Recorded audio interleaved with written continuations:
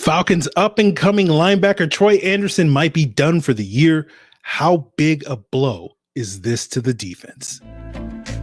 You are Locked On Falcons, your daily Atlanta Falcons podcast. Part of the Locked On Podcast Network, your team every day.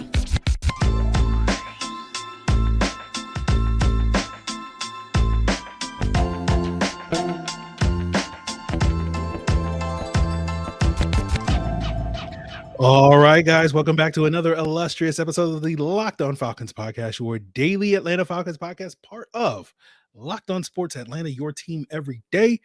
And guys, if you don't know me, you may have heard of me. I'm Aaron Freeman. I've been covering the Atlanta Falcons for many years, formerly at falcfans.com, RIP. But maybe you've also heard of me as my aliases. Sirius Black is one. Mr. Holier Than Thou is another one. Mr. Drew is another one. My friends call me Negative Nancy, but you can call me Mr. Drew. But you can become one of my friends by becoming an everydayer of this illustrious podcast. All you got to do is make it your first listen each and every day.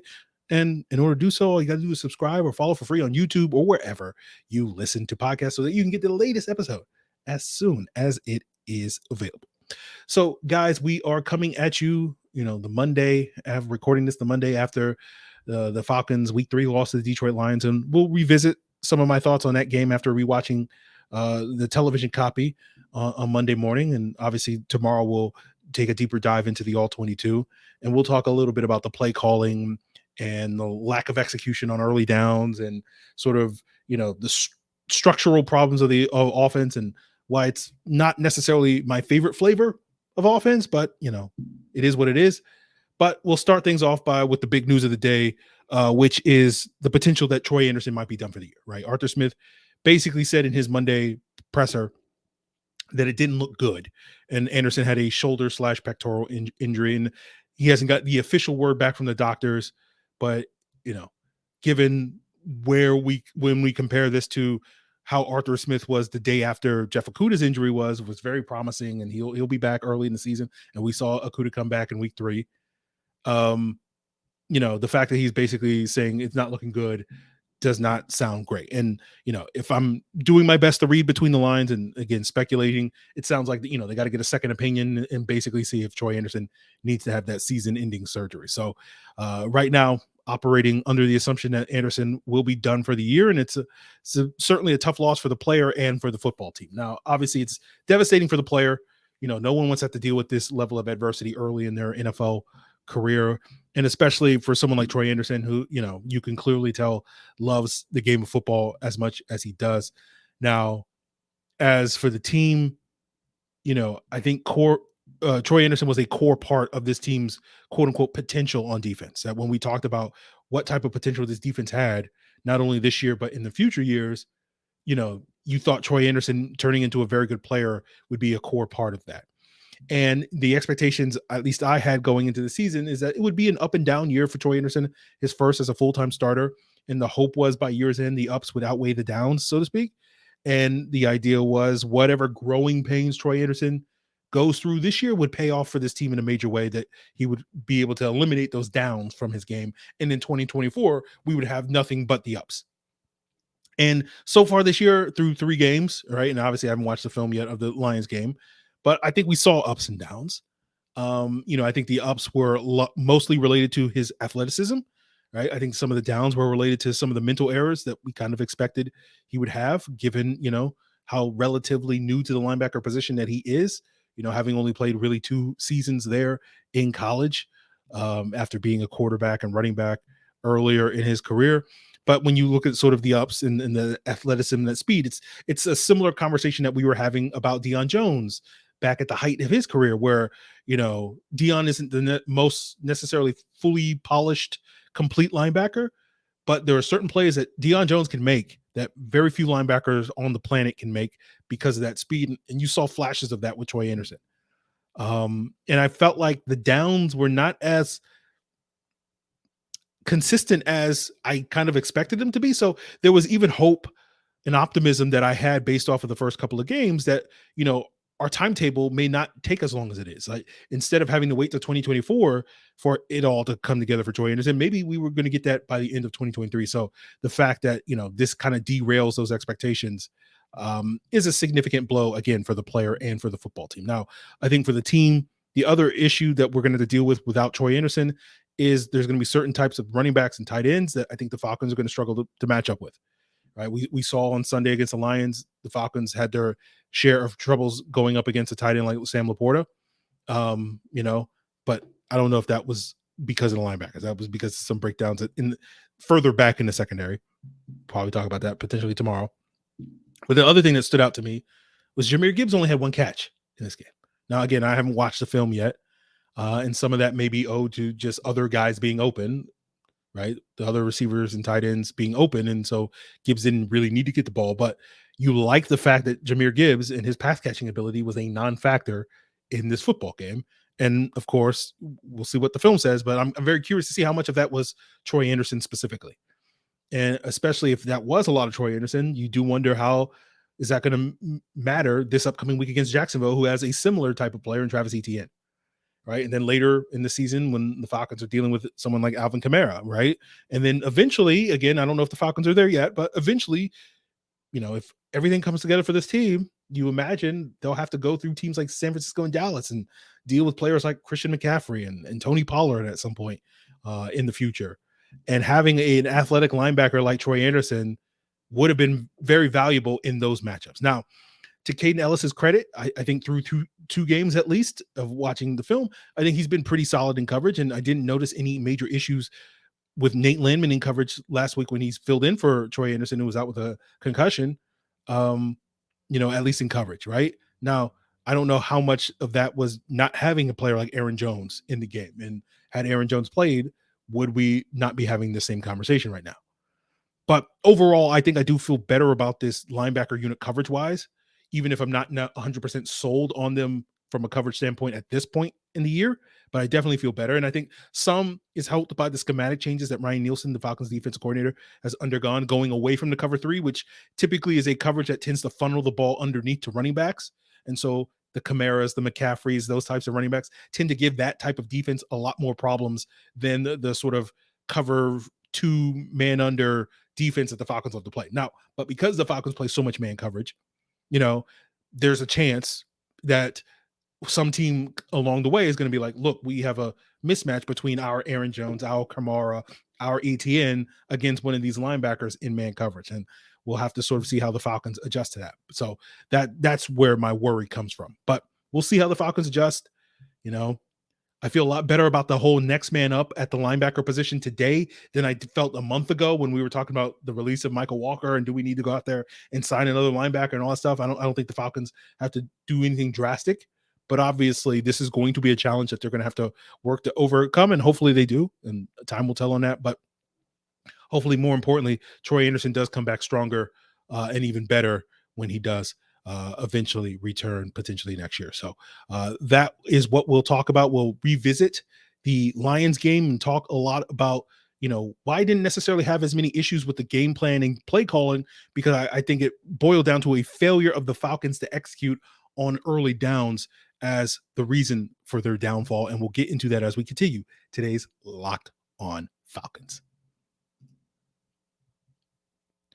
Now, guys, as you can tell, I've been a proud member of the Bald Brotherhood for many years, but perhaps you're not ready to join that illustrious group, and that's where Nutrafol can help.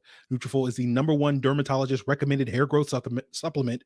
It's clinically shown to improve your hair growth and add visible thickness and scalp coverage. Their supplements are natural, made from natural ingredients and are backed by science. And if you want to take your first step to visibly thicker and healthier hair, all you got to do is go to Nutrafol.com/men and you take their hair wellness quiz, identify the causes of your thinning hair. It could be stress, it could be hormones, it could be nutrition. And based off of that, Nutrafol is going to give you a personalized plan for better hair health through whole body wellness. So just go to Nutrafol.com/men. And when you do, use the promo code LOCKEDONNFL and you'll get $10 off your first month subscription and get free shipping. That's Nutrafol, spelled Nutrafol.com/MEN, and enter that promo code LOCKEDONNFL. So I know a lot of people Sunday evening, Monday morning question the Falcons game plan, their play calling.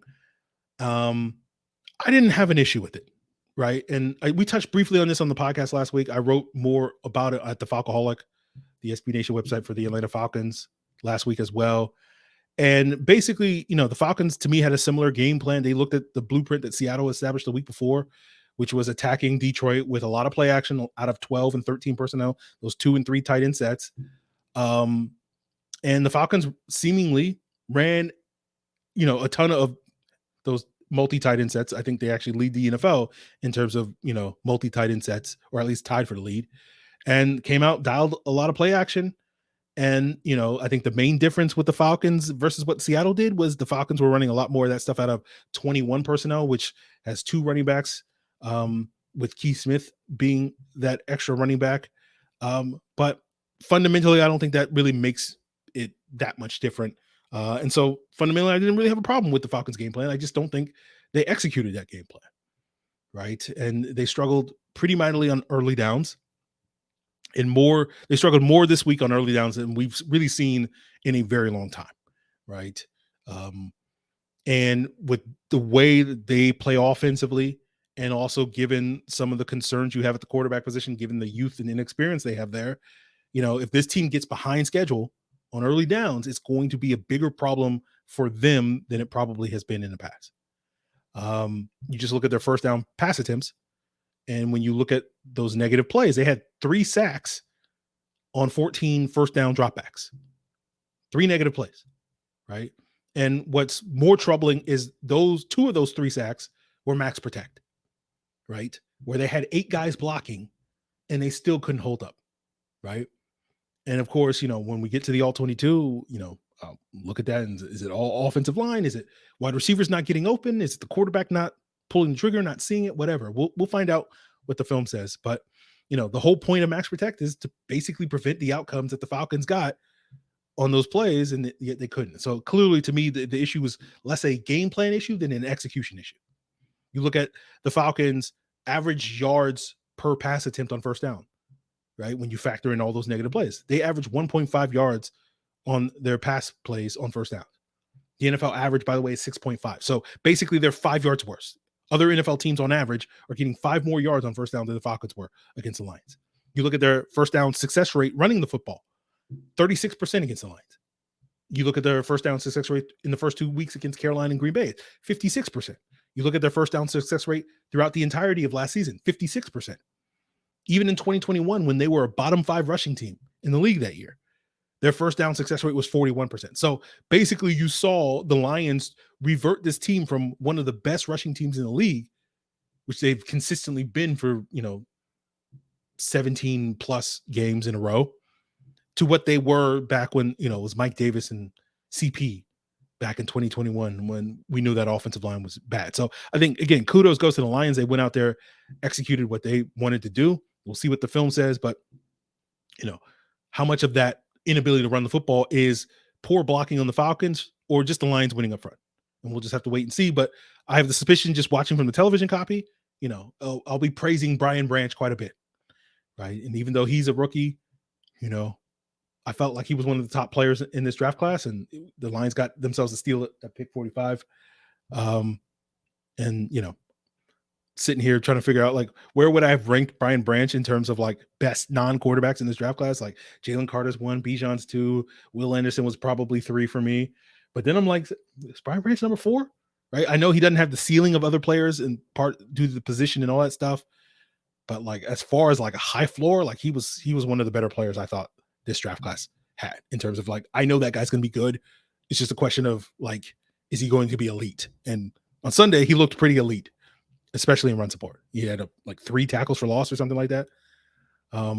So, looking forward, I don't know how many teams have nickel cornerbacks that are that good against the run as Brian Branch is. That instinctual, checks all the boxes. Like, he's a perfect nickel cornerback, right? Can cover tight ends, can cover receivers, can fit the run, can blitz, all that stuff, right? He's basically the player that everybody wanted Isaiah Simmons to be, right? That's my opinion, but, in just a much smaller package, right? Which is why no one was talking about taking Brian Branch in the top 10 unlike Isaiah Simmons, right? But that's a separate conversation. So I don't know how many teams are going to be as successful as Detroit was stopping the run, right? But when we talk about, that dreaded word, regression, right? We might have to accept the possibility that the Falcons will not be as dominant a run team this year as they have been last year, right? But it's a long season. We're not going to use one game to define anything. If it becomes a pattern across multiple games, then, it becomes a concern. But for now, it's just one game. And Arthur Smith echoed similar sentiments on Monday. So, we're in step there. But we may not be in step on everything, right? Arthur Smith's vision for the offense. And so, that's where we get into the conversation to wrap up today's episode on, is this the wrong flavor of ice cream when it comes to how they want to play offensively? And we'll get into that as we wrap up today's Locked On Falcons. So, guys, you got to snap back into the action this NFL season with FanDuel, America's #1 sportsbook. Right now, new customers get $200 in bonus bets guaranteed when you place a $5 bet. That's $200 in bonus bets, win or lose. If you're thinking about joining FanDuel, there's no better time to get in on the action. The app is safe. It's super easy to use. There's a wide range of betting options. You can bet spreads, player props, over-unders, so much more. If you want to bet the Falcons-Jaguars game in London this weekend, the Falcons are currently 3-point underdogs according to FanDuel, right? One of the great ways you can bet is the same game parlay, right? And that's, you can combine different bets from the same game, right? You can bet the first quarter spread. You can bet the first half over-under. You can bet the second half point total, all in the same game. And so there's always ways that you can stay engaged in the game, especially this Sunday, at least for those of us stateside that are going to be up early in the morning and maybe your coffee hasn't kicked in quite yet. FanDuel's a great way to stay engaged and replace that caffeine in your bloodstream. So visit FanDuel.com/lockedon to kick off the NFL season. FanDuel is an official partner of the NFL. So if you listen to last week's All 22 review on Wednesday, on your various podcast platforms, Tuesday on the YouTube side of things, of course, Tuesday is always, the video version of the podcast drops before the audio. It's like, how did I used to say that? And of course, we always appreciate everydayer out there that checks out the YouTube version and video version before the audio drops. And of course, we have equal love for all you everydayers that are just checking us out the morning of, on your morning commutes or afternoon commutes, or when you're at the gym, or whenever you listen to this illustrious podcast each and every day. We always appreciate all the everydayers. So shout out to those people. And of course, you can become one by subscribing on YouTube or wherever you listen to podcasts. But last week on that All 22 review, we talked about some of my problems with these structural issues, right? I had some gripes. I had to vent a little bit, right? And those centered on, the team's lack of speed and their tendency to play with a lot of condensed formations, right? I'm sitting here looking at Scotty Miller's snap counts and the fact that each week he's only run routes 6 times in all 3 games. I don't feel like that's helping, solve that issue. But I'm at a point where I'm not going to hold my breath that we're going to see dramatic changes to that. Right. And that's why, I griped and vented about it last week, because I just kind of needed to get those gripes out and just, okay, set them. We'll leave them aside. I'll try not to be someone that complains about the same things over and over again. I often fail about that because, I've been known to beat a dead horse or two. But, I'm just trying to make peace with what the Falcons are. And I'm not going to be one of these folks that lives in this fantasy world where, I want the Falcons to be one thing when they're actually the other one. And I spend the next 14 weeks complaining about the fact that the Falcons are the wrong flavor. And it's like, what flavor they are, right? They're Rocky Road, just to use an example, right? And Rocky Road personally is not my favorite ice cream, right? First, I'm not the world's biggest fan of chocolate ice cream. I know it's crazy, right? It's the only thing chocolate that I don't really like. It's just too chocolatey for me, right? I know some of you guys are like, "What? You swerving on your car?" You're like, what are you talking about? Too chocolate. It's delicious. And it's just, I don't know. Bitter is not the right word for me, but there's something about chocolate ice cream that's just it's too much for me.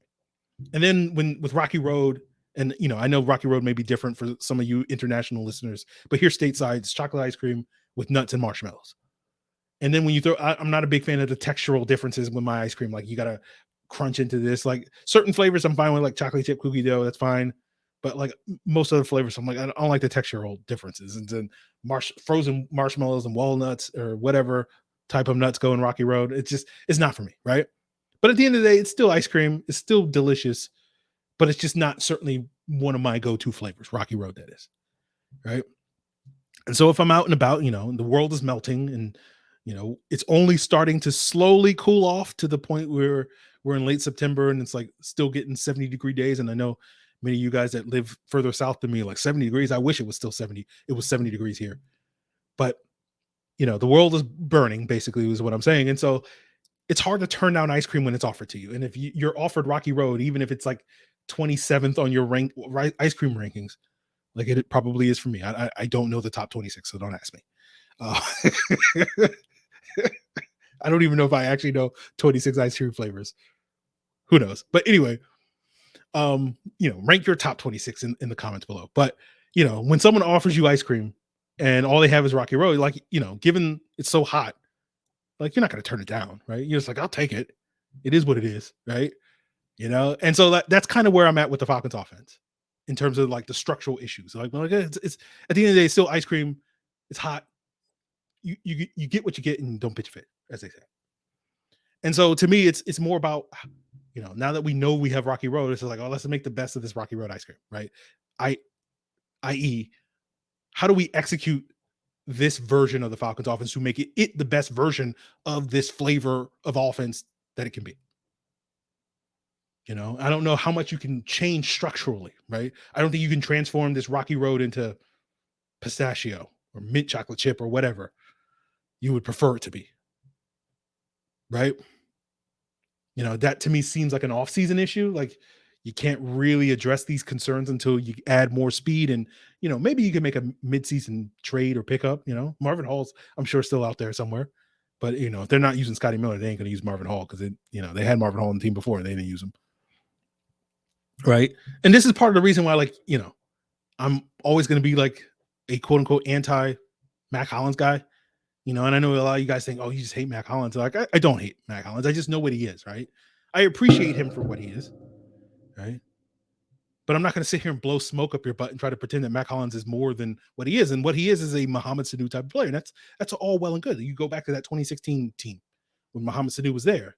But like, he wasn't, he was a core part of the offense, but what made that offense go was not really Mohamed Sanu. And not to say that he didn't contribute to that, but what was the hallmark of that 2016 team? How explosive they were, right? They led the NFL in explosiveness, right? And you look at explosive plays, 20 plus plays. Julio put up monster numbers that year. Then you had Taylor Gabriel. Then you had Aldrick Robinson. Then you had Tevin Coleman. Then you had even Devontae Freeman. And then you had Mohamed Sanu in terms of explosive plays. And now you have Mac Hollins, and right now he's number 2 on this team's explosive list, only behind Drake London. And in terms of players that add that explosive element to your offense more than Mac Hollins, it's just Bijan, it's just Pitts, and it's just Scotty Miller, and you haven't really been able to get those guys going fully. And that's what the Falcons are going to have to work on, right? And part of this whole speed thing is like you guys saw what Miami did this past weekend to the Denver Broncos. Put up the first 70 burger in almost 70 years. And what's the hallmark of Miami's offense? Speed. And so like, it's just like, I want that, but like, I know I'm not going to get that here in Atlanta until the offseason. And even then, drafting and signing free agents, like, it's probably not going to be that immediately in all likelihood. So like, again, trying to make peace with that. So without seeing all 22 from this Lions game, part of the reason why I don't have as many issues is it did feel like the Falcons were trying to dial up explosive plays, watching the television copy and watching it live. They simply just didn't execute those explosive plays. Right. And so that's part of the reason why I'm not as down on the team after this loss as others are, because it did seem like they were trying. They just didn't simply succeed. And some weeks it's going to happen. Right. That's just the nature of football. Right? And I think, again, credit goes to the Detroit Lions. I did not have a lot of respect for that defense going into this week. They were terrible last year. I didn't think the offseason upgrades, even though I liked the Brian Branch pickups and I like Jack Campbell as a player and all that stuff. I thought very highly of Aiden Hutchinson. I didn't respect that all these offseason changes were going to really move the needle, and losing CJ Gardner-Johnson, losing Kirby Joseph and all that stuff. I was like, yeah, we'll be able to take advantage of that. But they committed to stopping the run. They succeeded. I've heard a lot of people say that's the blueprint to stopping the Falcons. That's been the blueprint, guys. That's not new. The Detroit Lions didn't stumble upon some new blueprint. They're like, oh, we found the lost ark of the covenant or anything like that. This has been the blueprint since last year. It's just the difference is the Lions found ways to successfully execute that blueprint when pretty much nobody else, by shutting down the run and forcing the team to beat you throwing through the air. Right. And last year we just waited. We're like, is anybody going to shut us down? Is anybody going to stop this run? Nope. Okay. No. All right, fine. We'll just keep running the football. And then it became about, why isn't our quarterback able to move the chains of third downs when we are running the football effectively and we can't sustain any offense because the quarterback can't make the throws. Right. We're back there. Right. But at least this week, it's like, hey, when we get back to running the football consistently, then I'll worry about the quarterback. So we'll see what the film says. I don't expect every team to have the same level of success that the Lions did shutting us down. We'll see if the Falcons can figure this out. That's why I'm so calm, right? I know some of you guys think you're just calm, Aaron, because you're just contrarian. When team wins, you just want to tear them down. When team loses, you want to build them up. No, look, I don't deny that I have a contrarian streak. I have a general philosophy. The team is never as good as you think they are after a win. They're never as bad as you think they are after a loss. That is a general philosophy. That has been a philosophy I've held true for decades, right? Since the FalcFans.com days, RIP, right? But part of the reason why you heard me say so much over the last month, I expect this team to start 1-3. It's not because I am a prophet, but not really, right? It's not because some flex of being like, I know I'm right and all that stuff. It's to illustrate. It's the easiest way I can illustrate to you guys that I did not expect it all to come together right away. As I've said many times on this podcast over the last months, it's not how you start, it's how you finish, right? And so that's why we talked about the potential 1-3 start. And they're at 2-1. They might fall to 2-2. They might get to 3-1. We'll see. But as I've said many, many times, I do not expect this team to have it all figured out in September. It's really about, have they had it all figured out in November, December? So I can take this one loss to a good Lions football team. Again, I know it's a weird world that we live in when the Detroit Lions are being respected as a good, well-coached football team. We haven't lived in that world. Some of you guys haven't been alive since the last time someone could say that about the Detroit Lions. So I understand it's confusing to get quote unquote embarrassed or whatever you want to call Sunday's game to the Detroit Lions. But I think we live in a new reality where, the Lions are actually good, and losing to the Lions, I don't think is as devastating a loss as it may have been in previous years. So again, we'll see how this team finishes. I think we'll learn a lot about this team, how they respond to this adversity, dealing with, their first major injury, in-season injury, at least we should say, of the season. All their other injuries like Okudah and Patterson and whatnot were, summer injuries that lingered into the season. And so we'll see how they respond to losing Troy Andersen. We'll see how they respond to, as Drake London said, getting punched in the mouth, all in London, You're probably are you going to pick against the Falcons this week? I don't know. We'll see. I'm iffy. I feel like Jacksonville's a better team, but we'll see. We'll see. After the film, I'll have a stronger opinion. So sound off in the comments. What are your thoughts? Tell me why you want to fire Arthur Smith, because you hate Rocky Road ice cream or whatever the terrible flavor of ice cream that you like in the Falcons offense too. I'm sure some of you like, I resent that fact, Aaron. Rocky Road's my favorite. This is definitely pistachio. Pistachio's terrible. And okay, whatever flavor you think it is, it's fine. But at the end of the day, it is ice cream. So we got to try to enjoy it the best we can because the world is dying. So we are all melting. So that is it, guys. Appreciate it. Hope you guys, continue to make us your first listen. Tomorrow we'll be breaking down the All-22. If you have any questions related to the film, of course, I'm all ears on that. You make sure you hit me up on the subtext. Those guys get priority. Subtext is basically a one-on-one conversation where it's like texting, it's $4.99 a month, 14-day free trial to start off. Link in the description below. Link in the description below for the Locked On Falcons Discord. LockedOnFalcons@mail.com is the email address. And of course, Locked On Falcons is where the social media accounts are. That's going to do it for us, guys. Really appreciate it. Till then.